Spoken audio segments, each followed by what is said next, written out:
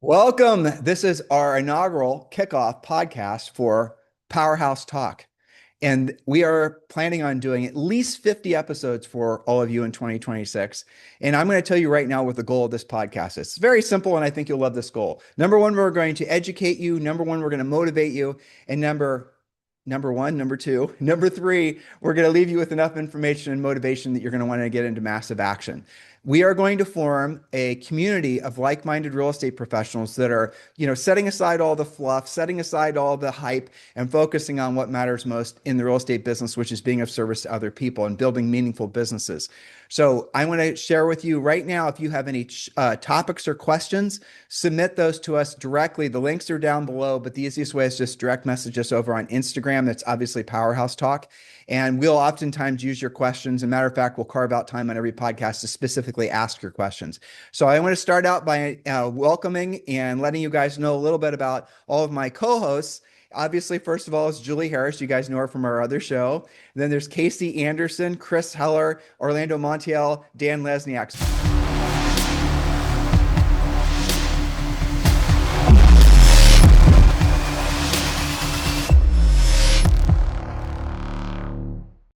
So Dan, why don't you start out by giving them a little bit of information, brief information about yourself, where you sell real estate, how long you've been in the industry, and all the high marks. Yep, I've been in the industry for about 14 years now, uh, mostly in the DC, Maryland, Virginia region. My wife and I, Carrie Scholl, built one of the biggest teams in that area. We've been over at EXP Realty now for 3 years and loving that new part of our career and journey as well. Thanks, sir. And you guys have sold how many billions of dollars in real estate, by the way? Over 5 billion. Over 5 billion. Just a number, rounding error. Orlando, you're up next. Up, you're muted, buddy. I'm in Miami, Florida, over 20 years in the business, enjoying every day of it. We have a team of almost 3,000 agents, and last year we sold $3.5 billion in pre-construction, which is what we mostly do. All right. Miami is huge in that part, and I've been coaching agents since 2008. Yeah. So thank you for joining us today. We're gonna have a lot of fun. Chris Heller, you're up next. Oh, you're muted. There you go. Um, uh, so, Boy, this is my 43rd year, which is super weird to say. I have a team in San Diego that I've had for 36, 37 years. Since 2010, though, I haven't been involved in running that team.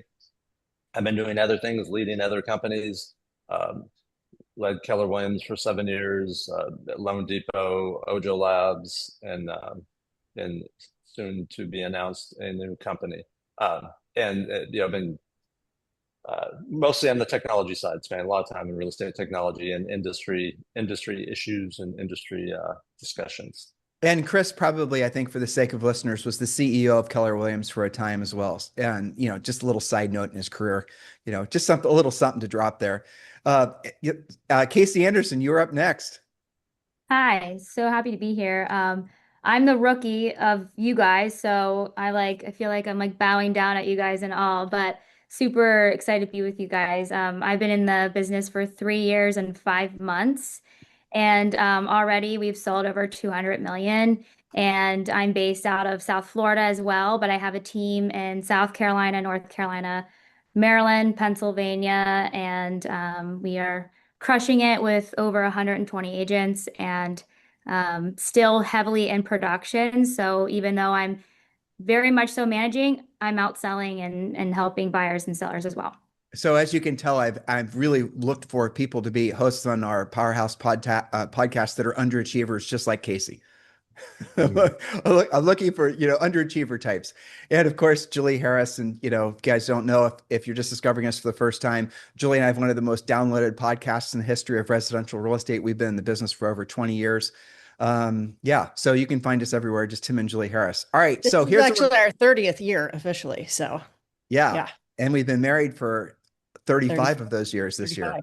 year. Yeah. And because of you guys, the reason I joined, and I feel like everything that contributed to my success was Dan and Tim and Julie. So I feel like your very podcast helped me transform my business. So small world. Well, it's interesting how, just to let everyone know how we're all interconnected. Julie and I have known Chris Heller for like 20 years, and we met him when we were coaching for the Mike Ferry organization. He was one of the coaches there.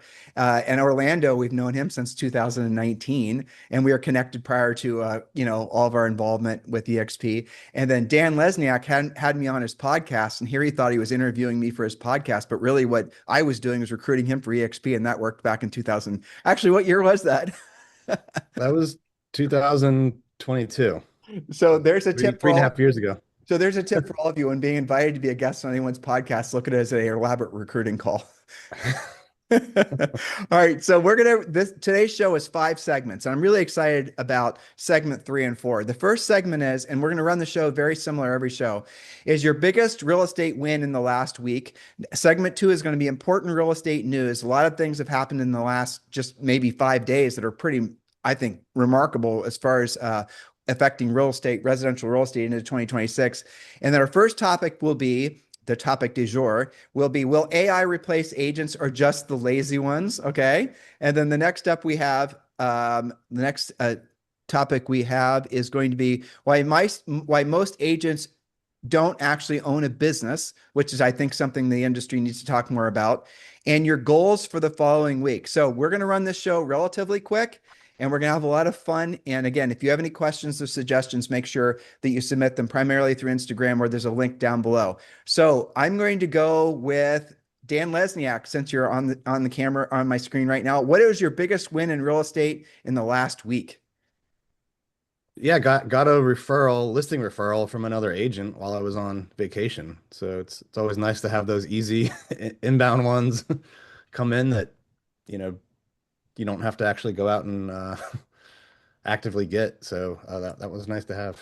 What are you seeing in your marketplace right now, overall marketplace? Is the market changing for the better, for the worse? We're seeing longer days on market, more price drops, more concessions, more things coming off the market as well. Interesting. So it's, in other words, you're describing a normalized market, which would be an absolute feast for you guys because you know how to proactively lead generate.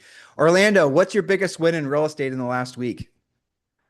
Able to negotiate with the hotel to expand the venue. You're coming to the event next week. We are sold out since December, and we found a few more seats for the venue. So that was a huge win for us. The old saying, it's easier to sell one to many instead of one to one, and that's always been my philosophy. And I don't like to, one-on-one conversations as much as I like one to many. So every quarter we do this big retreat, and we were sold out, and we were able to expand the venue. So it's a big win for us. Orlando, how many seats did you add? We had 400. This is a small event for us, right? And we added 100. Okay, so I'm going to put it out there, even though I haven't asked your permission to do this yet. So if you guys are interested, Julie and I are definitely going to be there, and maybe some of the other hosts will be at Orlando's event in Miami at the end of this month. And if they wanted information or to secure sold out, but anyways too, because we had a waiting list. So, but we were able to accommodate most of the people in the waiting list. So we're happy. All right, got it. All right, Chris Heller, what was your greatest win since just last week in real estate? Probably, yeah, it's funny. I had a different answer, but just popped into my head. My very first showing assistant that I hired over 30 years ago was a great guy. Like, this was before the concept of showing assistants even existed. But anyways, he just came back and joined my team after like 25 years. And he is someone that we prospected every day together. We role played every day together. We door knocked every day together for 5 to 6, 7 years. And in just full circle, and I was back on helping run my real estate team in San Diego. So is this someone I know, Chris? Is this first name Aaron by chance? No, this was before Aaron. It was, Bob Anderson. Wow.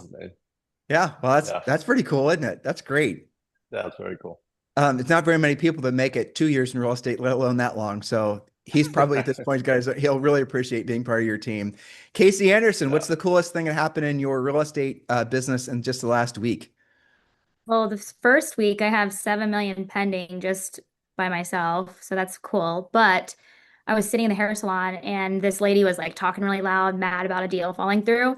And it was a nice little commercial building in Deerfield. And she had it listed for 2.5 years with 3 different agents, and none of them could sell it. So I ended up like talking back and forth with her and got the listing literally that afternoon. And so I got it under contract in 1 day and it finally closed last week. It took 10 days to close and it was a cash deal and I represented buyer and seller. So like That's that from was going to the hair salon. literally the hair salon. That's hilarious. Yeah. Best reason to go to the hair salon I've heard. Well, Yeah. and people talk loud. So like I had to like insert myself and be like, excuse me, I can help you. And so it worked out. I'm glad it did because that would have sucked if it didn't because then I would see her again. Well, Chris, you and I go start ahead. going to the hair salon. What'd you say? Chris and I have to start going to the hair salon. you Yeah. know? Yeah, me too. I just do my own. Is it so obvious? Yeah. I'll answer the question for Julie on behalf of Julie and I. Our greatest win in real estate is definitely getting this podcast and all of you guys to agree to a day and a time. That was not fun, but that was the big win. We did it. Yay, Julie. We accomplished that goal. All right. So let's go on to important real estate news. And there's a lot of really interesting news. Chris, I don't see your notes. Orlando, I don't see yours. I'm going to have Julie. Actually, I'll start with some real estate news. Let me see. The biggest news is happening tomorrow. Go ahead, Chris. What are you talking about? Yeah, the Anywhere Compass deal is closing tomorrow. What do you think? So- So why do you think the Anywhere Compass deal is closing tomorrow? What effect do you think that's going to have on the real estate industry?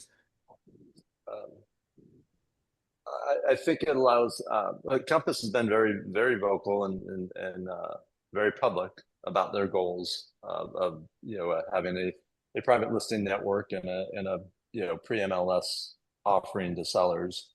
This gives them a significant portion of the market that they now control on the listing side, and that has the ripple effects of that are everything from recruiting and retention of agents for them, which makes it a very strong value proposition to what the industry and the portals are going to do to try to combat that. Well, so what do we know? Dan and I have talked about this a lot over the years, is that I'll give you the flip side to it. I don't think that necessarily that gives them on paper a competitive advantage, but I don't think in the actual, from an agent's perspective, does that make that whole conglomerate feel more appealing to you, Kacie Anderson? Like the very fact that there's just going to be this big blob real estate company under the banner of Compass. And Dan, get ready to talk about what you and I learned from their earnings call when they were talking about basically how they're going to become profitable. Kacie, does that make that big blob more appealing to you? I mean, I actually feel from our standpoint, there's going to be so much movement from all those other agents that don't want to be controlled and have more opportunity to, make the jump and finally rip the Band-Aid off and explore other options. And I think ultimately, even though I understand that they're keeping their same names of, the brokerages, but they all know that it's Compass that's owning them, and ultimately that's going to have ripple effects with their fees, what they can and can't do, and how they structure things. And it might not be immediate, but I think it'll be within like a year or two for them to really feel the impact. So from an EXP standpoint, for me, I'm excited to finally see agents like take that step and be forced to believe in themselves and you know just start pursuing their own business and having more autonomy. And that's what happened with me. So I feel excited for them in the sense of they're going to feel the ripple effects and it's going to force them to trust themselves and have more autonomy. So Dan, let's talk about what you and I discovered on this when we were talking about the Compass business model, where they're basically overtly saying their plan is to increase or rather decrease agent splits to the detriment of the agent in a meaningful way. Can you yammer on that one a little bit? Yeah, that's been in their earnings calls for many, many quarters in a row. They openly talk about how the road to a more sustainable, profitable model is to, increase the fees to agents, keep more of the commission. So I think that's certainly potentially going to happen. I think the other thing to think about with this merger is they're not merging with one company. I know Anywhere is one company, but it's really like thousands of individually owned franchises. So I think that's a little bit more complex than like a single broker, acquiring another single broker. They're acquiring thousands of brokerages. So I don't necessarily think the change will be, Fast. without some messes along Well, the way. we're going to have to assume they're going to recast all their expenses basically to, get the benefits of the economies of scale of merging all those individual brokerages. So it's going to be one brand opposed to, 10 different brands. I'd have to think they're going to go that direction. But I get the complexity of the franchise laws is definitely a good point. But I'm in alignment with what Kacie was saying. I'm not sure if this is something that would appeal to an agent who was generally more entrepreneurially focused and frankly wanting to build long-term wealth, because Compass is going to take more of the profit. Chris, do you have, since this is your thing, your news, do you have any thoughts on any of this, Mr. Former CEO of Keller Williams? I think from an agent's perspective, it doesn't have a significant impact for the agents that are there or the agents that aren't there. I think for the impact to the industry is, and what happens with some of the lawsuits they're involved with Zillow. That's where there could be an impact. But if I'm an agent, um, my world doesn't change, right? Yep. Like who the holding company is that owns my company, doesn't impact me, doesn't impact my clients. But isn't So isn't the fear of this thing that they're going to somehow put a moat around all of their listings? Isn't that been the big debate, really? That Leo, has been going after that with their CEO. I mean, isn't that the thing? Do you guys have any opinions on that? yeah, that is the thing that they're trying to do now. Whether they're successful or how successful or how impactful that actually is, like in a in a really good market, um, yeah, that could make a big difference. As the market continues to cool off, which it's been doing, it's harder and harder to do that, right? The sellers and the agents want the properties sold, and they want to expose them as widely as they can to do so. Well, I mean, Chris, you and I, obviously used to teach scripts, right? And then as soon as I heard this news and people were all panicked about it, my mind instantly went to how easy that would be to convince a seller that listing with a company that's only going to expose their listings is that's the easiest objection ever to overcome. I mean, what would you say? Yeah, yeah, no, it'd be super, Mr. and Mrs. Seller. Let me ask you a question. Whether you're trying to sell this home or this car, do you think more people knowing it's for sale is going to be advantageous or less people? It's a simple logical conclusion that you can help someone come to. So it's easy to combat from the outside. And to all your points, really, at the end of the day, people choose primarily, most agents or most sellers are choosing agents that they already have done business with or agents they already know, and they just literally don't know what brand. Kacie, how many times have you had people ask what real estate brand you're with? Has anyone ever asked? I mean, some have asked, but I always approach it with, we're global and you can look us up and look at our numbers and do your own homework. And feel like when people search and do their own homework, they're like, oh wow, this is a big company. And just to kind of piggyback though off of this whole, you know, Compass and Zillow thing, I do have a question for all of you guys.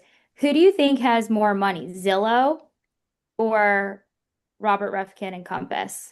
Well, it depends on how much his VCs over in Japan are going to give him. So that, and the guy that's been giving him most of his money, I assume he's still getting it from what's it called?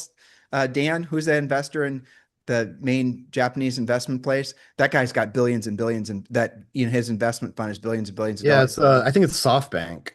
Well, Kacie, why the question But as to who has, is it money or market cap? Like who has more value?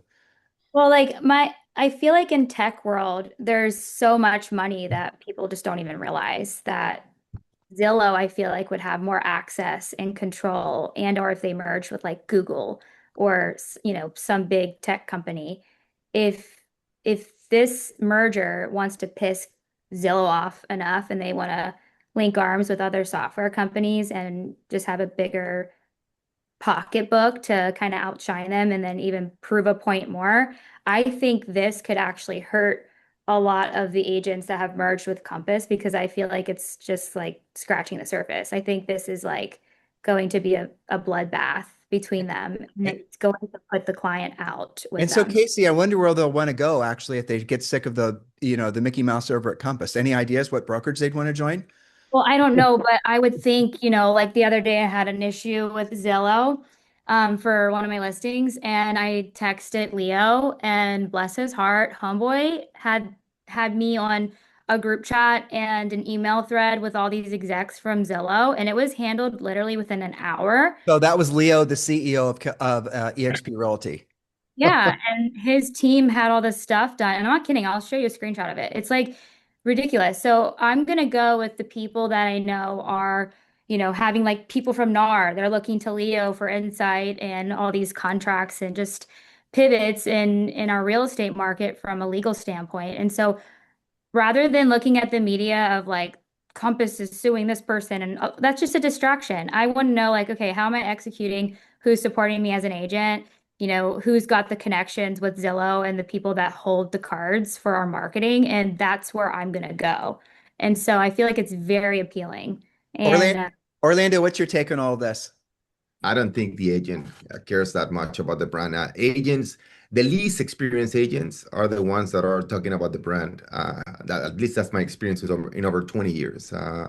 I come from the banking industry, and there's a saying, you bank with the banker, not with the bank. And when the banker moves to another bank, you move your money, your assets to the other bank. At the end of the day, it's a relationship you have with your client. If you don't have a relationship, then you start talking about the company. If you have a relationship, the client will never ask you about the company. That's true. Julie Harris, are you thinking anything? Unmuted. Yeah. I mean, I would agree with that, it's people stay with who makes them feel good. And Kacie's got a great example. She had something that was totally stressing her out, got an answer like that. That more than anything buys loyalty because your problem was solved, right? It's the same reason why a seller renews with you after being on the market for 3 months, because you're doing a great job and they still trust you and you have the relationship. So that's how I would look at it. Kacie, you have, as far as your important real estate news, you had something I thought was really fascinating. Well, Tim, real quick. Sorry. That most agents try to get a shortcut, right? And try to use AI technology names. And at the end of the day, this is a relationship business, as we all know.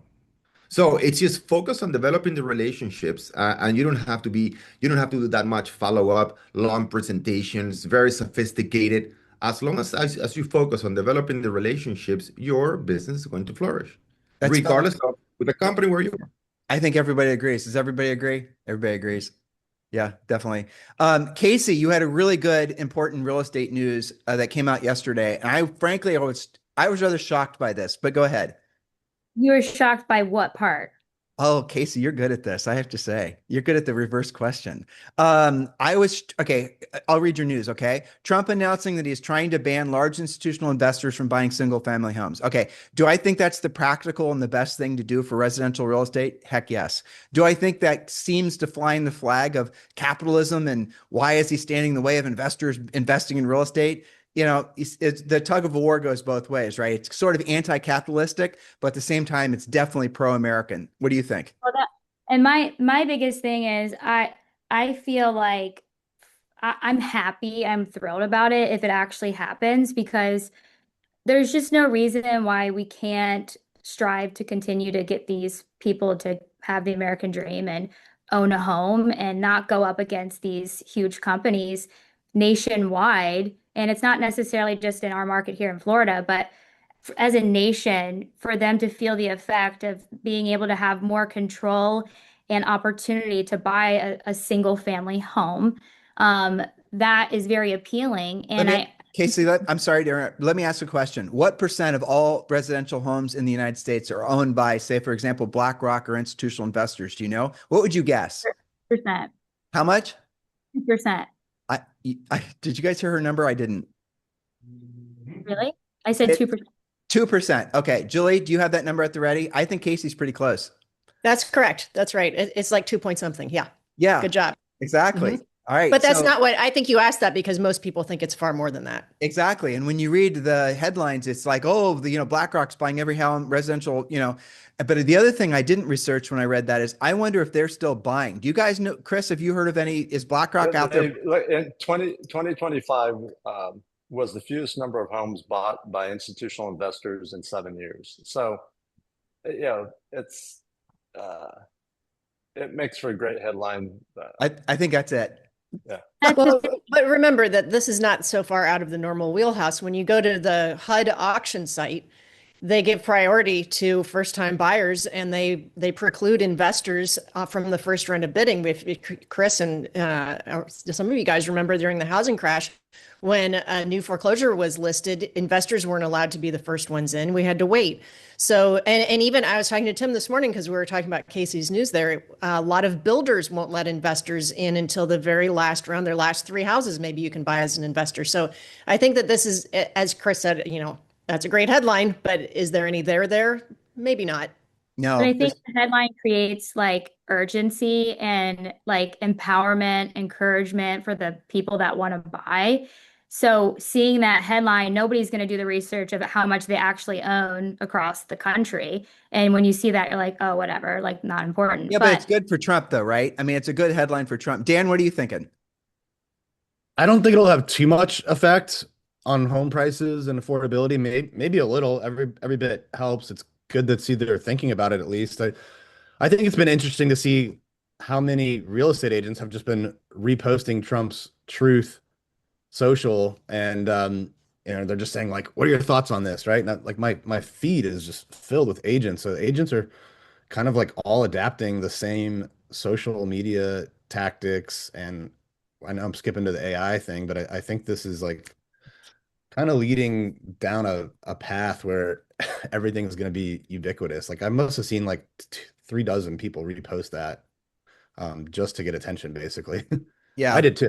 Exactly. I think what Heller said spot on, frankly, is it's a great political headline during midterms, which are coming up. So, all right, let's go on. Dan, this was interesting too. Julie and I were talking about this on our show yesterday. So go ahead. What was the interesting headline that caught your eye?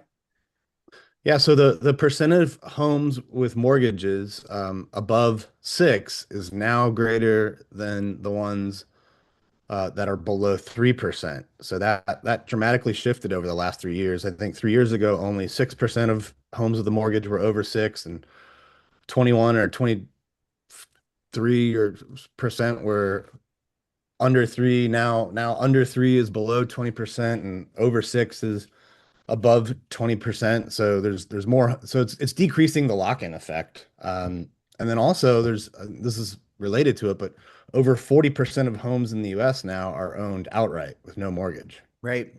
Well, so there's a statistic. We cite this on our other show all the time. It's like of all the homes in America, you just said it, 40% are owned outright. The other, we usually split it 50-50 because I don't think it's exactly 40%. I think it's like higher than that. But so in essence, half the homes are owned outright. The other half the homes have the other, 50% have something like 50% equity or even greater, something like that. So anytime somebody kind of tries to throw spitballs that the market's going to crash, it's like the market can't crash when people have that much equity. It just does not happen that way. And maybe in some markets, people where the prices fell down a little bit in Austin, if you just closed in the last 60 days or maybe the last, honestly, 24 months, you might be negative equity, but just give it time. All right. Julia's got Orlando. I think your news was the same as what he just talked about, wasn't it? No, my point was that interest rates came down for the last week of December to 6.15. A year earlier was almost 7%. So it's a good incentive for buyers right now. 6.15. It's a very attractive rate for any buyer at this point. What was your first interest rate on your first mortgage? Do you remember? 7.98. 7.98%? 7.98. Yeah. Right. Chris, what was yours? I think the first one that I really remember was I closed in July of 1990 on a like $450,000 house, and it was 10 and 3/8 fixed, and I was Thrilled. like, I was thrilled. I thought scored. Isn't that funny? Kacie, I hope you're hearing all this. And Julie and I were 22 and 23 when we bought our first house. And Julie, what was our interest rate? 7.0. And one of the reasons we bought it is because both of our dads were like, gosh, if it's 7.0, if it's that low, you better buy something right now, because we haven't seen that rate in forever. And you recall, both of our parents, when they bought their first houses in the 70s, paid like 17%. 15%, That's a right. 1 plus a 7. So yeah, it's all about perspective, right? And Yeah. it's fascinating too. Julie and I have done a lot of homework on this. I did not know, Chris, you might know about this because I know you've been in a lot of different businesses. The amount of junk fees, and we got in trouble with a PMI, the PMI, what was it, Julie? The lobby organization for PMI. We wrote an PMI article. police. We wrote an Yep. article for Housing Wire, and we got this very nice, well-written letter from PMI's lobbying organization saying that PMI is not junk fees. But that when we were researching this, Kacie, you'll find this fascinating if you didn't read that article. The amount of, I'm going to call it what it is, junk fees it's packed into a mortgage is extraordinary. That makes the APR. And it's not on your closing doc or old school. It's not on the HUD, right? You don't even know all the bullshit, all the Mickey Mouse that's stuffed into a mortgage payment. And that's one of the things that I know that Trump and with the new FHFA guys at chairman is Pulte, they're going after all those little garbage fees. And the same thing goes with credit scoring. And the same thing goes with all these other things. So interest rates by themselves obviously are important. But if you start taking out all the junk fees or really putting them under a microscope and asking yourself if you really need them, then you start seeing lower mortgage payments. Any thoughts on that, guys? Nope. All right, we are moving on. All right, Julie, Julie has something under mortgage news. Julie, you want to try to explain it? That's a good way of introing this. So this is all high nerd and really interesting, and don't expect to understand it on first blush because it took me an entire afternoon of researching it. It's called defeasance. It's used in commercial quite a bit, but it hasn't yet been used in residential. It's something the Trump administration is looking at. There is an article that I wrote for Housing Wire. It's coming out a week from today. So I'm going to just bear with me. I'll do this in less than 2 or 3 minutes. Don't zone out. Okay, hold on. Everyone, let's see if you can can time me. Look Okay. at a timer because she had to explain it. It took her an afternoon. It took me like a week, and I had to have Chat GPT. I literally said, Chat GPT, talk to me like I'm a low IQ 5-year-old and try to explain this to me, and then I had to lower it to 3-year-old. Yeah, it's crazy. Okay, so bear with me. And I'll do this fairly quickly. And there's an article, I think I put it in our notes so you can read the whole thing. What is defeasance? Okay, defeasance is a financial mechanism that allows a borrower to replace a loan's payment stream rather than pay off the loan at face value. Now, why would you want to do that? Okay, so previous stats, if your house is paid off, this doesn't apply to you. If you don't have hardly any equity to work with, it doesn't apply to you. And if your loan is almost done, it wouldn't apply to you. Jules, But this goes to the whole lockdown theme. Go ahead. You go. That's the important part. Yes. What they're trying to do is they're acknowledging the fact that there's a lot of people that aren't moving because they have really incredibly low interest rates. The mortgage money is basically free. And so with this Defeasance product that has been alive in commercial, by the way, it works. I even said it wrong.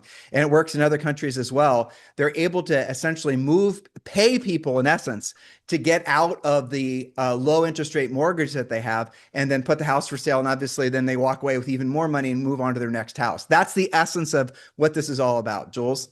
Yes, but what's also happening is that when you pay off your mortgage, you're paying off basically the actual amount. Defeasance looks at the fact that that mortgage is no longer worth the same today. If an investor can buy a mortgage, get paid 6.15% that Chris just quoted today's rate, why would they want something for 3 point whatever percent or 2.75%? An investor, right? Okay, so the value of that loan that you're paying off isn't the same as you think it is. Okay, so what this really does is it unlocks kind of, you could look at it as secret equity that the homeowner ends up netting more than they would in the traditional scenario. That's why you would do it. Okay, so for example, I think I've got a math example in here. Okay, so a simplified illustration. Let's say that you've got a home that is $500,000, the mortgage balance is $400,000, and your interest rate is 3%. Your monthly payment is $1,700. The current market, when I wrote this, it was 6.3%. Okay, at today's rate, a 3% mortgage with years remaining is not economically worth that $400,000 that you owe. Totally different way of looking at this, right? That's the face value. Its discounted value may be closer to 300,000 or 320, not 400, depending on the remaining term and the duration. Okay, so the traditional sale, the sale proceeds from a $500,000 sale, the 400 mortgage payoff, the equity available is 100,000. Okay, now. And you can read through the math. The sale using defeasance on that same $500,000 house The Treasury is going to fund, you're not actually paying off that mortgage. The Treasury is going to fund the market value, which is 310,000, and now your equity is 190 instead of 100. That's why this is bonkers. Okay. Okay, stop. Yeah. Do you guys have any idea what she's saying? Because I'm feeling like a retarded 3-year-old again. Okay, Dan, you, Mr. MBA, Mr. Naval Officer, Mr. Finance Brain. Mr. used to run a nuclear powered sub in places he still won't tell me where he was forward deployed. Do you understand what the heck she's saying? I do, because I cheated. I went on ChatGPT. It helped me a lot too, trust me. Well, but it looks like the original loan holder is getting a guaranteed payment from a Treasury product. That's right. Yeah. So I've never heard of this. Sounds pretty cool though. Okay, and get this too. It doesn't affect your credit. Okay, it's basically guaranteed because it's backed by the Treasury. So the investor doesn't even find out that they're being paid through defeasance. There's no credit risk. And best for the homeowner. Why would a homeowner do this versus doing a traditional, regular closing? Is because they walk away with more equity in their pocket. they're being basically paid to walk away from their really low interest rate mortgages. The easiest way of explaining it. And the Treasury then is looked at as an asset. It's crazy. There's so much to this. That's why I wrote the article, is because I had to put all of the different things together. So that's your high nerd hour. The lender does find out because they released the lien, right? No, they don't. The Treasury the Treasury just picks it up basically and starts making. All that's changing is who is paying the payment. Yeah. Okay. Isn't that crazy? Now, part of the transaction. But yes, the mortgage lien is released. That mortgage or that home is no longer the collateral. It's sold. Yeah. The treasuries are the collateral. That's the difference. Now, why are we sharing all this with you? Because it's interesting, because no one's talking about it, but also because if you are a real estate agent, as all of you are, you're going to now have access to information that other people in your marketplace aren't. And get Julie's crib notes. They're going to be published in our newsletter, which obviously is going to be called, PowerHouseTalk.com.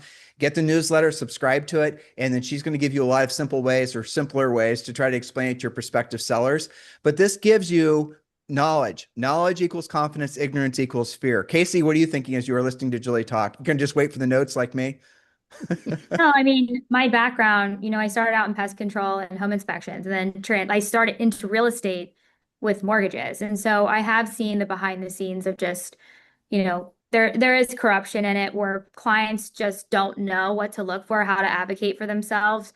And even though, Julie, you're diving into a completely different beast, and it's amazing, and you're amazing and talented to even understand and break that down. But ultimately, I think it's important that on this podcast, you're educating the agents, because knowledge is power, and for them to be able to educate their clients and know what to look for and what to fight for when you're, jumping into trusting a lender or a mortgage broker, you need to know all these things up front. And I think it's incredible. Kacie, the interesting thing about this, because Julie and I were fearful of a lot of people being taken advantage of as well, because I'll take care of your defeasance, I still can't say it.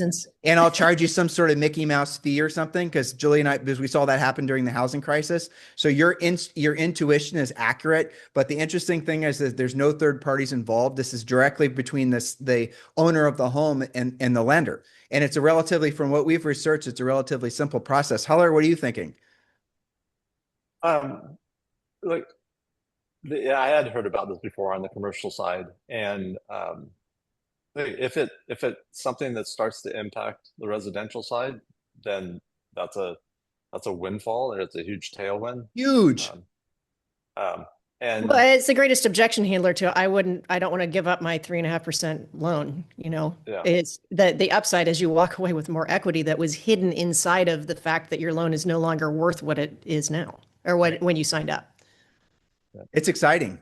It's going to put a lot more, if this actually is part of, and supposedly at Davos I think in 2 weeks, Trump is talking about aspects of his housing plan. And if they figure out a way to make this work in residential, that's going to increase more, it's going to create a lot of inventory and it create a lot of people that are more equity rich than they possibly even imagined that they were. So I think that's exciting. That should because the extra equity defeats the whole, I don't want to have an extra big payment because now I have to close at 6%.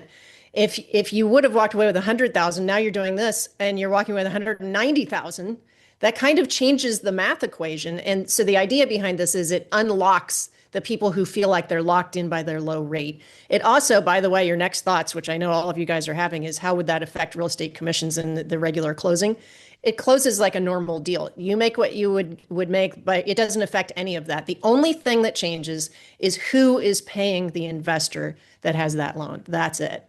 Any And there's thoughts? no qualifying for it, really.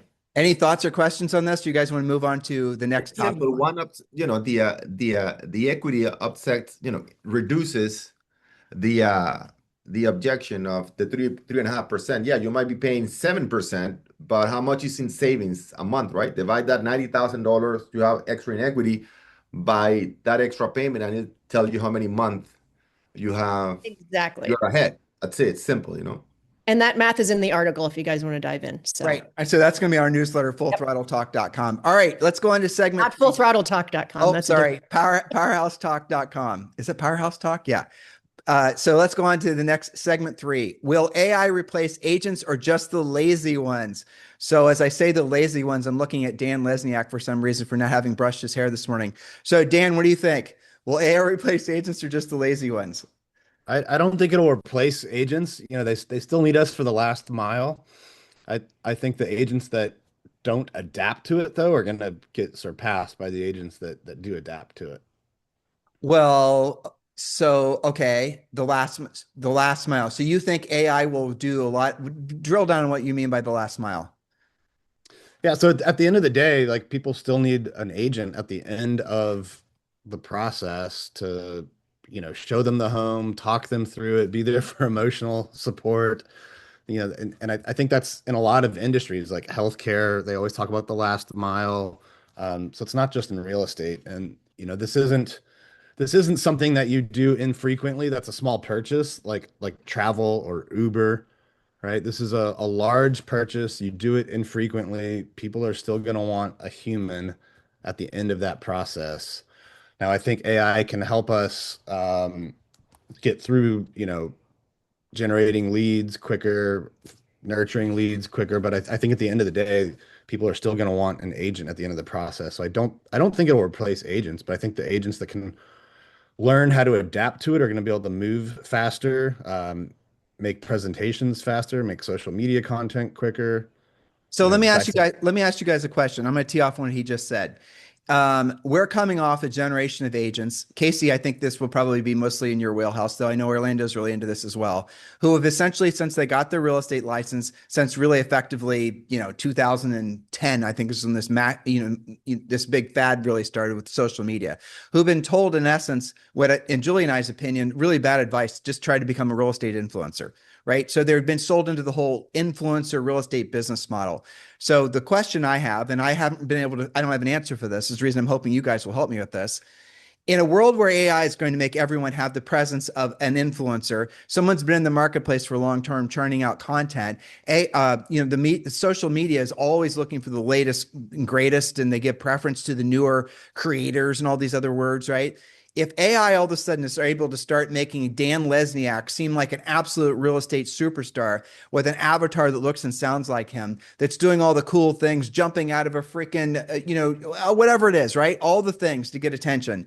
And when everyone's able to do that with just a couple of clicks of the button, you tell me what place and how social media influencer real estate agents are going to have a future if everyone's doing it. So I'll give you an example. I don't think AI is going to replace the agent in the short term. Maybe in the future, I don't think anybody knows. What I do know is that agents using AI are going to replace agents that are not. And that's not going to happen. That's already happening. I'm a fan of Dubai, Abu Dhabi. I went there last, November. It is just, I'm in love with all that area. And I follow an account where this guy from Dubai speaks very, very good English. Now, I'm starting to doubt it. Yesterday, I saw a post of him speaking in Spanish with no accent, right? And you can't, I'll send it to you. You can notice a difference. Then I would, replay that same video on Instagram, and this guy speaking Spanish without an accent. And of course, it's not the guy.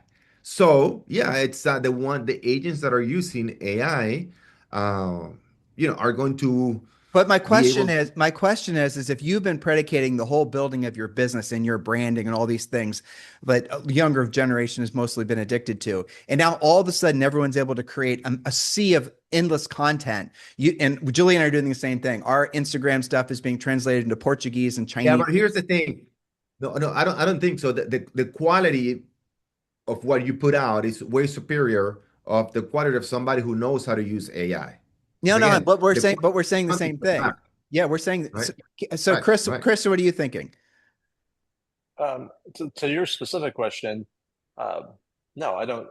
Yes, I agree that when anyone can generate AI, we just got an email from our company that uses AI for EXP, with a person describing a new product that they're coming out. It was AI. So when agents can all do that, it starts to become noise. It's just like with any message. Like if every agent in the town has billboards, they just become invisible. And that's what happens. So now back to the topic of will AI replace lazy agents? I agree with Orlando. Productive agents replace lazy agents. The technology doesn't. Now, what makes some agents and many agents more productive is leveraging technology. And that has always been the case and will continue to be the case at an increasing rate. Do you think there'll be It's a more? lever. Well, hold on. Let me ask a question. Let's just move things along.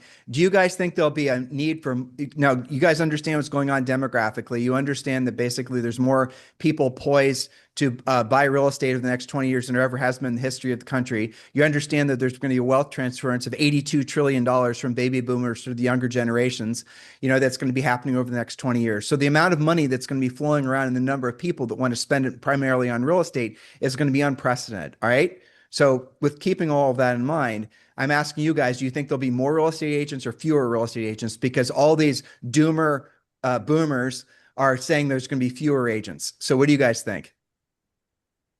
I think fewer. Yeah. I think there will be fewer. Okay. We have one for fewer. Kacie, what's your vote? Fewer or more? I think fewer, but I don't think it's just because of like AI replacing them. I just genuinely. Let me we'll go back. Okay, I'll go back to you. Julie, fewer or more? I think fewer. Okay. So far, I'm disagreeing with all of you. Dan, fewer or more? I think it'll be cyclical. So I think in 5 years we may have less, but then eventually we'll probably have like a 5 or 10 year run where it starts to pick up again. So I think it'll be cyclical. Can you guys tell he has a freaking MBA? I mean, honest to God. I mean, that's like obviously the best conceived answer. All right. I don't even know what cyclical means. Can you explain? It means it basically goes with the market, goes with interest rates, goes up and down depending on supply and demand. Cycles. It refers I to just had to cycles. take one for the team because I know some viewers out there, you might have a little bit of it's blonde, it's fake blonde, but some of Okay, you might. so after the internet explosion that happened, in Kacie, you were like 9, okay, but after the internet, how old were you in 1999? 1999, I was 6. Okay, 6. All right, so I aged you a little bit there. Sorry. All right, so after the internet, what were everyone? They were all saying travel agents, for example. That's the one that everyone said. Internet's going to kill travel agents. I have a question for all of my smart friends. Are there more travel agents now or fewer than there were in 1999? Yeah, there's only one answer. Not More. more. Okay, good. Chris, fewer or more? It's total guess because I didn't pay attention. I'll say I'm going to say fewer. You guys want to wait for me to call on you or just shout out your answers? I will say way less. Okay. I'm going to say more because of the way you set this up. So it's definitely more. I think I would put money, like way more. See? And Julie, you know the answer because we talked about this. There's way more. There's an explosion in travel agents. All right. Now here's another question. What was the number one medical profession that everyone was saying AI would eviscerate? It was radiologists. So are there more radiologists now or fewer radiologists than there were 24 months ago? Julie, you get to go first. You better get it right because we talked about this. I think there's more. Oh, okay. Kacie, go ahead. I think there's more because the software is better. So you can hold on. I thought AI was going to replace people. What the hell do we need radiologists for? The AI can just read the scan. I'm totally confused. Chris, more radiologists or fewer? I think now there's more, but I think there will be fewer. Okay. Well, so we have a doomer gloomer on our podcast. Orlando, go ahead. Doomer gloomer. I'll answer the same way as Dan. As the way you position the question is, it's more. Yeah. Okay. Now you guys are okay. This is the problem with everyone knowing you, Tim. I is know they you're never- ruining my fun. Okay, there is more. So what's happening is there's going to be more real estate agents, not fewer. I cannot come up with a logical explanation as to considering the increase in supply or the increase in demand of homes and all the other things we've talked about so far in our show today. I cannot imagine that there'll be fewer agents. It makes no sense to me. Then transactional volume is going to go up from where it's bubbling around now, which is really crappy at 4.1 million. The healthy market's 5.5 million. If you look at the demographics and if you look at the market's demand, you're talking about within, I think it was like 7 years, 6.5 million sales. It's going to be more agents, of course. Julie, go ahead. Oh, she knows the numbers. Look at her. let me clarify my answer. Okay. I think that more licensees will exist, especially as the number of sales increase, because we'll need more people to handle them, at least theoretically. But I think that there's a good chance that the split between like who's doing all of the deals, I think that number of agents will be smaller, because the ones that really know how to utilize the technology and leverage that beyond just what's the best real estate app, using your AI assistants and all the different things. I think that, if it's 95.5 now, it might be like 97.3 with the agents who are really, really good. I mean, look at what Kacie's been able to do. And she was 3 in 1999. Okay. So agents like Kacie, who the technology is not going to be weird to. That was rude. She was 6. 6, sorry. What was it? No, you were 6. Sorry. Anyway, sub 10, all the same. 6, 7. 6, 7. No. 7. Do it. Chris, I'm curious. Okay. So you were typing on something that was, I was in alignment with, I just didn't say anything. So if yes, AI enhanced agents, that's exactly what we're describing here. So where will be an agent's highest and best use? What aspects, if I am an agent now and I want to be wildly successful like all of you guys are, and I want to be an unbelievably successful, less than 5 year in the industry like Kacie Anderson, what should I be focusing on, knowing that all the lower skilled tasks or the more analytical tasks are going to be easily replaced with AI? What should I be focusing on as a real estate professional? There's just one thing in my mind, and that is the number of conversations and connections that I can make on a daily basis. Let's do the next podcast. That's it. It's so simple. I agree. Conversations. Yeah. So why are people so addicted to hiding behind keyboards and thinking that they can brand and social network their way to success? Dan, why do you think that? That's a plaguing the industry and killing career potential. I think it's an easy button. It's also easy for different coaches and programs to sell that. So I think, a lot of people sell courses and coaching just on that. And I think it's easy to sell that. It's easy to sell leads. It's easy to sell everything, but net profit, it seems like, when it comes to coaching and brokerage leaders. How would AI ever replace real estate agents if you have to have a license in every state in the nation in many different countries? How is AI ever going to replace real estate agents if you have to have a license? AI can't get a license. You guys thought about that? If it would work, I think Redfin would have more market share than they do right now. Yeah, there you go. Any thoughts on this? What are you guys thinking? I think the value of somebody who can have real conversations, like everybody on this podcast, that can handle objections, that can really speak to somebody and resonate with that person, is going to go through the roof. It makes me think of some of these sci-fi movies where, like, if you're a real human, like your eyes don't glow or something like that, like you have superpowers because you can have real conversations with real people that actually help them and make them feel good about what they're doing, versus just having the analytical research behind it. It's the difference between, like, Kacie probably will relate to this coming from home inspections and stuff like that. All of you guys, an inspector that just says, okay, here are the 20 things wrong with the house, that'll kill a deal. An inspector that says, this is normal for a house of this age, this is what you can expect going forward, and I can recommend the top 3 things to fix that for you. Or a surgeon, or, choose your profession. I think that's going to be the differentiator, in my opinion. Yeah, definitely.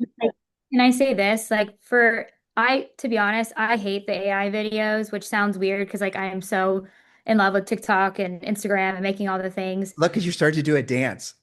Yeah. I honestly like I think it's so powerful in the sense of the systems and what it can do for your business behind the scenes while you're out getting business and closing. But, at the end of the day, AI excels in systems and it's not soul, right? And the people that have money, they also are not used to all this AI stuff and they want to be able to pick up the phone. They want to talk to you. They want to walk through questions and strategy. And, you know, I think that ultimately people love the relationship and they love to know that you know how to handle objections. But And Kacie, that's what they're paying for, right? Ultimately, the agents that have the skill set, to the point that Heller was making, the point Orlando was making, and Julie, that ultimately the agents that have the skill set of knowing how to communicate with people are the ones that are going to win. And the ones that have never learned, dare I say, sales skills. Ooh, boo, hiss, we're not salespeople. Yes, you are. The ones that actually have the sales skills, they're the ones that are going to dominate the new marketplace, which is ironic because the new killer app in real estate is talking to people. Which is funny to me, I think. What do you or guys think just about? showing up and doing the work. Like AI cannot go sit in an open house in your listing and sell yourself and pitch yourself to a buyer that comes in unrepresented. And now, boom, I've just closed buyer and seller representing on one deal. AI can't replace that. And when agents can put in their brain that you can only do so much with AI, it's not going to completely change your business. You have to get out and work. You got to get off your butt. It's So okay. this, but Kacie, this goes back to my premise that there'll be more agents because to be successful in real estate, you'll have to actually be able to master fewer things because the reality is that AI will take a lot of the menial time-consuming tasks away. Do you guys have any thoughts on that? Orlando, ¿qué piensa? Listen, to me, it's the only two matrix, right? How can I improve the quality of my conversations? And how can I improve the number of conversations? Everything else, absolutely everything else can be delegated. And many things to AI. Yep, But I as long agree. as I'm focusing in other than the quality and the number of conversations that I have in a daily basis, then I'm doomed for failure. But if I Yep. change that, then my probability for success increases tremendously. So when someone lands in your orbit and they're wanting to build a business based on social media and becoming real estate influencers, and they want to generate all their leads from the likes and the follows and all the rest of it, which goes to our next segment, by the way, what do you tell them? Well, that's so again, it is to build a higher quality conversation, right? The more touches that prospect has with me, right? The stronger the relationship becomes, right? So I don't want to get to a prospect where he has no clue about who I am. Now, if he sees me on YouTube, on Instagram, on TikTok, through email, then it starts to develop a relationship way before we have the one-on-one conversation, right? So it helps. I'm not saying it's bad, but what I'm saying, I'm preparing the terrain for when we have that conversation carries more weight with the prospect, You got a right? new It watch. helps, You got a new huh? watch. That watch looks awesome. Your Oh, watch. this is so good. Right? Well, So, but but that, but it's proactive lead generation versus passive lead generation, right, right? I right. mean, that's what we're Yeah. talking about. So Kacie was just talking about the proactive lead generation. So is Chris, where you're going to have to learn how to have fluid conversations where you're bringing something of value to the conversations. And the passive stuff, all the social media stuff, is going to enhance your ability to have those conversations because they're already going to have an elevated sense of familiarity with you. Do you agree with that? Yeah, and by the way, that social media, whether it's Instagram, TikTok, YouTube, etc., even email, right? Going through that process is preparing you. You have to prepare to do those videos. You have to prepare to create that email, right? So it's giving you structure, the ability to summarize what's important when you speak to your client. That is important, but that comes after you speak to your clients in a daily basis. In my role, is you need to speak to at least 12 new prospects every day. That's 60 a week. And that's We minimum. we say The it's not. standard is so low in real estate. When I was in banking, it was 300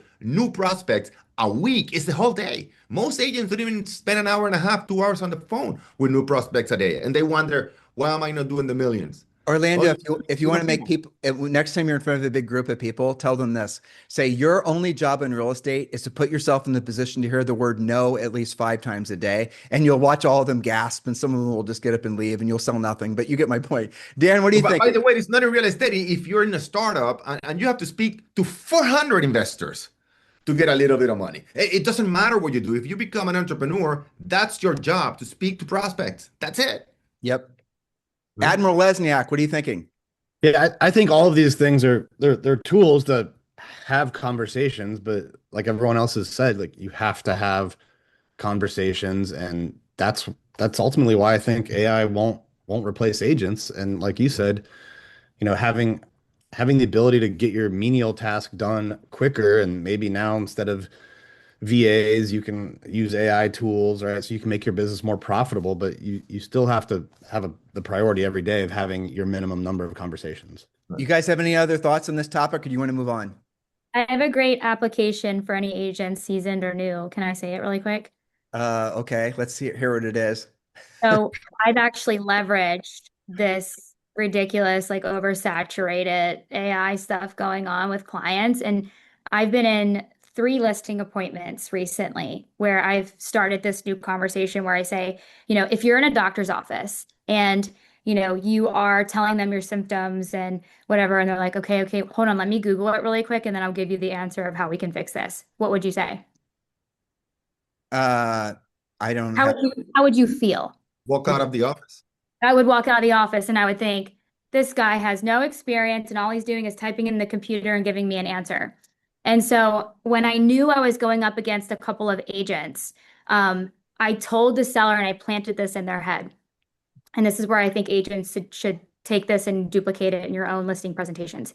I said that exact example to the client. And then I said, there's so many agents out there that are using ChatGPT and AI to woo you and like make you feel like they're smart and have this presentation. But at the end of the day, I would highly encourage you, whatever agent you pick, you need to ask them different hard questions as if you were the buyer coming into your house, how they're going to sell it, what they're going to do to present it, and make them verbalize it to you to your face so they actually know their stuff and they're not just like communicating back and forth with you through ChatGPT or AI. You want to know that you are hiring somebody that actually knows what they're doing and can pivot and beat an objection on the spot, not take a couple of minutes to like research the answer and figure it out or figure out what they're going to do for you from a marketing standpoint. You need somebody that's boots on the ground, actually knows what they're doing. And I gave the example of the doctor searching the Google of your symptoms. And every single time I've said it to the people, they're like, yeah, that's amazing. And you're right. You never know what you're getting because there's a million people and they're all presenting different things. And sometimes I don't know if I'm talking to a real person. And so I thrive and have won every listing when I'm going up against multiple agents, big agents that I respect, because of having that little tiny conversation with them saying like, do you actually know how you're, beating objections in person? And like, is it them that you're talking to or their AI assistant? That Well, agents should be able to form a lot more, essentially do a lot more production a lot quicker, and a lot more profitably, which leads me to my next segment. The next topic is why most agents don't actually own a business. All right. So Chris, I'm going to start with you. And Kacie, I'll end with you because you had a really interesting experience recently with a TV star, right? Yeah. Okay. So Chris Heller, why most agents don't actually own a business. Do you think that's true? What's your opinion on that? Yeah, I think that's absolutely true. I think most agents have bought a job or created a job, and their job is being a real estate agent. A business owner focuses on their P&L on a monthly basis, right? They're mindful of their profit and their losses. They're mindful of inventory on the shelves. In our case, it's listings. Business owners have a schedule. They show up at a certain time. They have certain tasks they do. Most agents wing it. Most agents wing it on a daily basis. They're not prepared the night before for the next day. They don't have a schedule. They do stuff and they fill their time with things, but they don't run it like a business. I could go on and on this topic. Yeah. What are you thinking, Orlando? KP Well, I think it's not agents, it's most of us, right? We've been conditioned since we were born to get a job, either a salary or get a job and earning commissions. We've never been conditioned or taught in school either. So you go to, your family, most people are salary people or salespeople. They don't own a business. They are self-employed, big difference, but they don't own a business. Business is a system that produces more than you can produce in 24 hours, right? It produces more than your own effort. And it produces whether you're there or not. So we've never been taught. in our family, in our circles, our friends, school, university, brokerages. It's just go hunt for the next commission. So it's not in our DNA, and that has to be reinforced constantly. If Well, not, well, to your point though, I'll just make the statement. You guys tell me what your visceral response is, okay? Like what you actually feel about what I'm about to say. Um, I like saying things that are provocative to real estate agents, and it doesn't take much to get them to raise their cackles. All right, so here it is.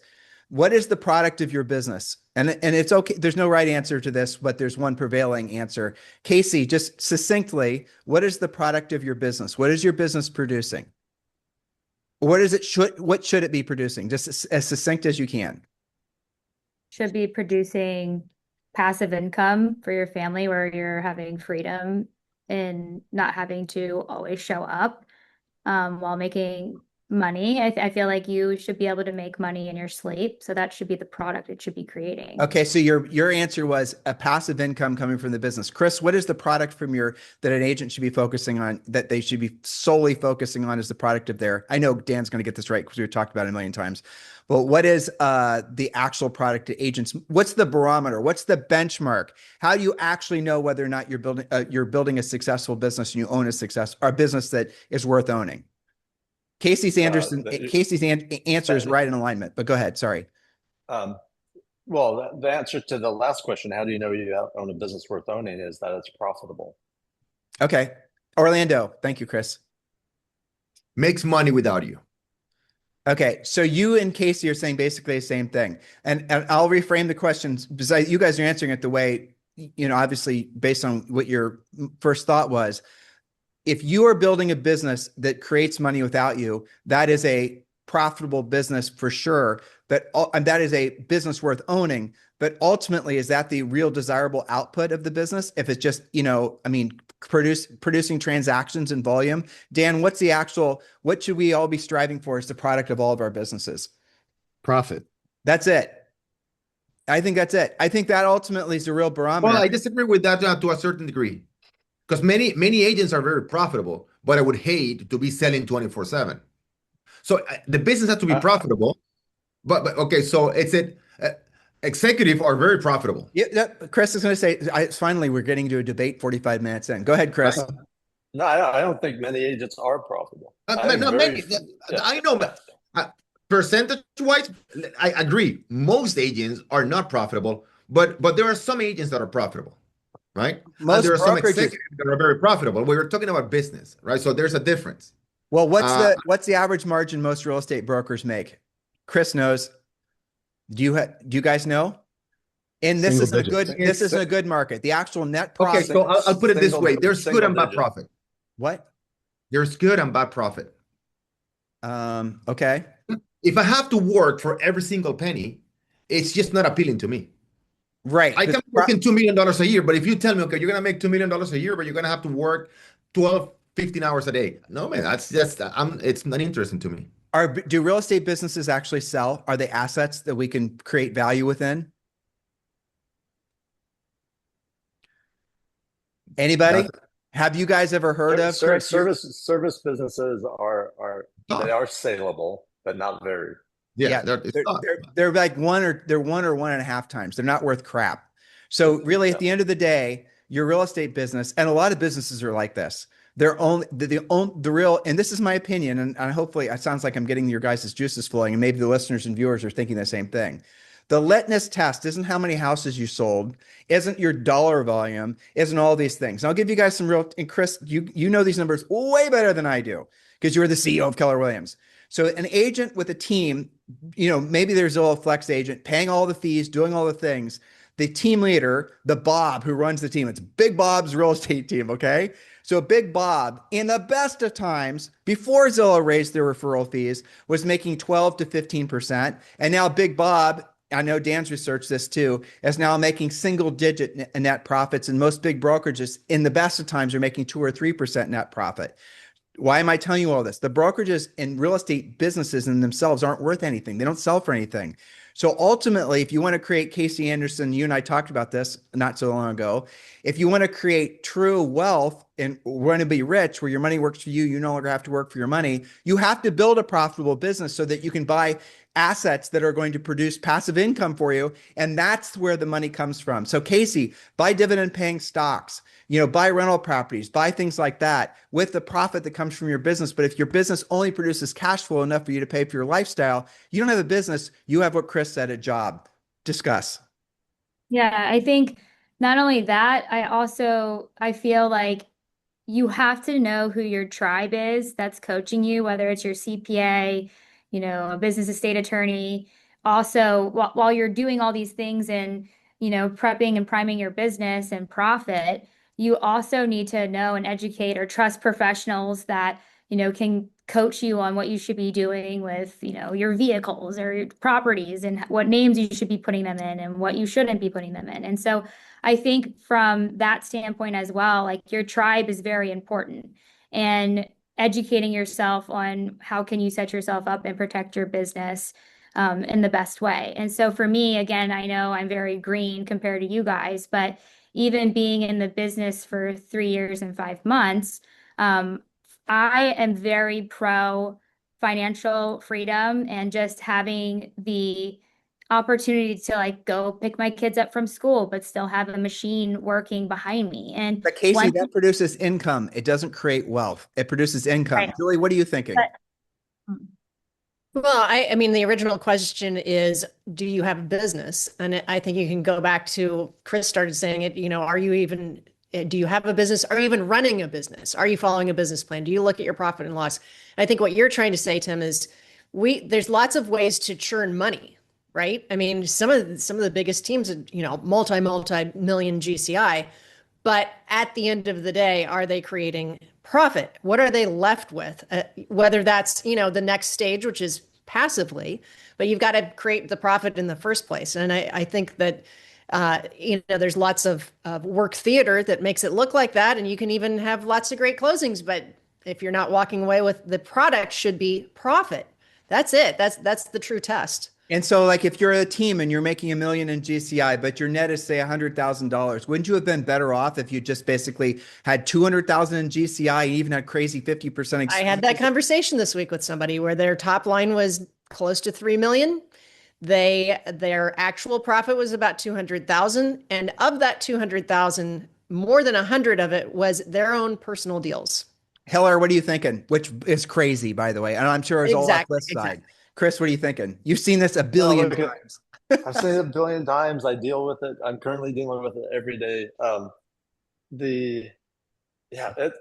don't care what the business is. It's profit. And profit then funds your ability to create wealth and invest and do those other things. But again, the focus must be on how do I can make it passive then. Yeah, for sure. Not necessarily. Yes, but not necessarily, right? It's like, passive is great. If I don't have to work. And it's not 100% passive ever. But again. But you're never going to get to that passive if you don't make the profit. But again, the mentality. Well, I think for the majority of agents watching and listening to this, don't focus on passive. Focus on active and being proactive. Hell yeah. To create profit. Yeah. And then you'll invest to create passive. But what Kacie was saying, though, is really important. She was basically saying you got to be paying attention to the leaders that you follow, the coaches you listen to, the mentors that you hire, because many of them have no pathway to creating true wealth. And rich is a word that sometimes has a social connotation that makes people cringe. But the reality of it is rich is merely where your money works for you, and you no longer have to work for your money. Revenue share from eXp Realty as an example. And if you're listening to somebody for advice and they actually haven't done it themselves, but they're really good at helping you churn money, to Julie Harris's point, you're never going to be rich. You're always going to be on the hamster wheel. You're going to, that's it. That's the only way to break free. Lesniak, what are you thinking? Yeah, I think it starts with profit. At first, you're going to have to trade more of your time for that. But if you build it right, if you partner with the right people, if you invest in the right things, then I think the goal is to get it from active to passive. You'll never, you might not get 100% to passive, because even if you own rental properties and stocks and all that, you still have to kind of manage the portfolio. But yeah, I think start with profit, and over time, the goal should be to shift it from active to as much passive as you can. Do you guys have any wrap ups on this particular topic? Because I've got one little quick saying that I think you will resonate with everybody. I mean, Yeah, don't. again, it's very, very passionate about this. Is just am I getting paid once for this, or can I get paid multiple times per this? And that should be a transition. I agree with Chris, just start with profitable business, but then you start thinking about, okay, how can I get paid multiple times out of the next thing that I'm gonna do? So if not, you're gonna be working forever. Chris, what? I think Scalable. I just want to add we're talking about profit. Agents are hearing profit. Agents don't think in terms of what we're talking about. They think in terms of, how am I going to get a deal? How am I going to earn a commission?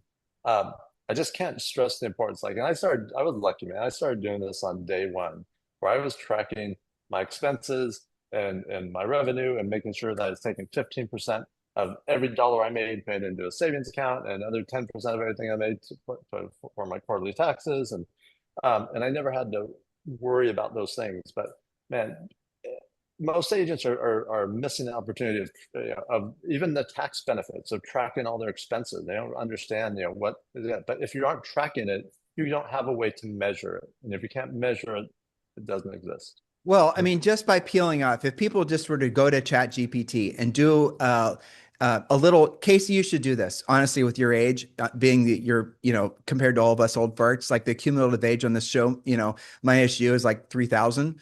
But if you were to actually go and ask Chat GPT to create a wealth plan, if you were to start contributing $5,000 a month to the S&P 500, how much money you would have by the time you were, say, for example, 60, it would be tens of millions of dollars.